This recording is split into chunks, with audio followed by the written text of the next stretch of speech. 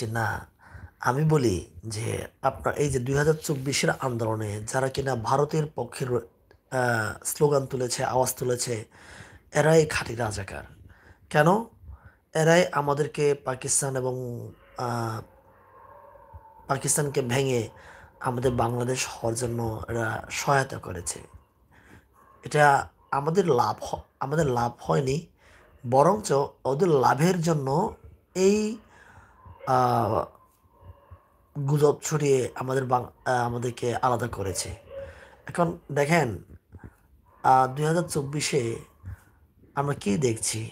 এ- যখন আমরা এদের মতো করে চলছি না, এদের কথা মতো চলছি না, তখন আমাদেরকে নিয়ে নানা প্রপাগান্ডা ছড়াচ্ছে, আমাদের বাংলাদেশের সার্বভৌমত্ব নিয়ে টানাটানি করছে।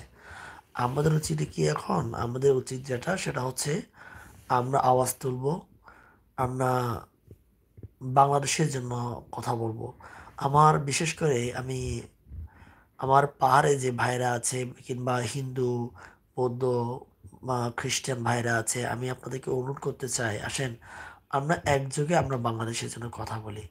তাহলে যে আমাদেরকে যে ফুটবলের মতো ব্যবহার করা, এবং আমাদেরকে যে আহ, হা- ভারত ফুটবলের মতো ব্যবহার করে আমাদের ক্ষতি করে যাচ্ছে, এই জায়গা থেকে অন্তপক্ষে আমরা সেফ হতে পারবো। আমি জানি না আমার হিন্দু ভাইরা কিংবা আহ, বৌদ্ধ কিংবা খ্রিস্টান ভাইরা এবং আমার এই পাহাড়ে ভাইরা জেগে উঠবে কিনা।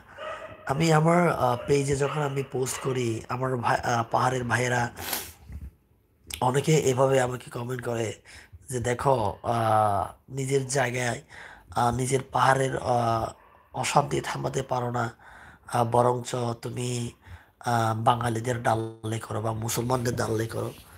দেখেন ভাই, আমি আসলে মুসলমানদের দালালি করি না, আমি বাংলাদেশের দালালি করি। ঠিক আছে?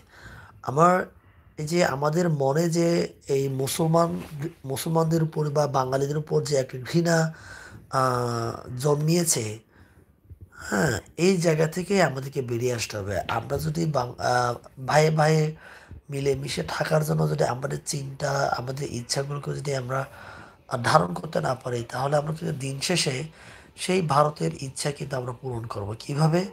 আপনি যদি চিন্তা করেন যে আমাদের এই পার্বত্য চট্টগ্রামের কথা যদি আমি বলি, পার্বত্য চট্টগ্রামে আমি যদি বলি 90 কিংবা চুরাশি সনের দিকে কিংবা আরো আগে, আমার এই পাহাড়ের 90%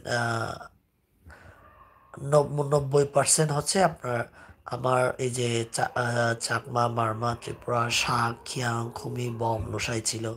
এখন কিন্তু দেখেন আমাদের পার্সেন্টেজ কমে যাচ্ছে। এটা কারণ কি? আমাদেরকে আওয়ামী লীগ ভালোবাসা দেখিয়ে আমাদেরকে অনেক ক্ষতি করে গেছে।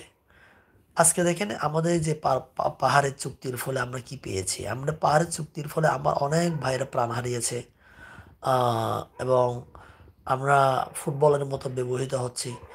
এই জায়গাগুলো থেকে আমাদেরকে বুঝতে হবে, আমাদেরকে আওয়াজ তুলতে হবে। আমি বেশি কিছু বলবো না। আমি আশা করি আপনারা বুঝতে পারছেন আমি কি মেসেজ দিতে চাচ্ছি।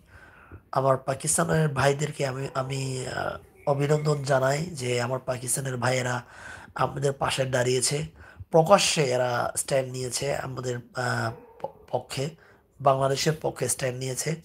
আমি এই জন্য অভিনন্দন জানাই, এবং আপনাদেরকে আমি আরো বলবো আপনারা আওয়াজ তুলেন বাংলাদেশের জন্য, যাতে করে আমাদের আহ, দ্বিপাক্ষিক আহ, সম্পর্ক আরো জোরদার করা যায়। আমরা যাতে করে সরকারকে বলতে পারি না, পাকিস্তানের ভাইয়েরা আমাদের পাশে আছে।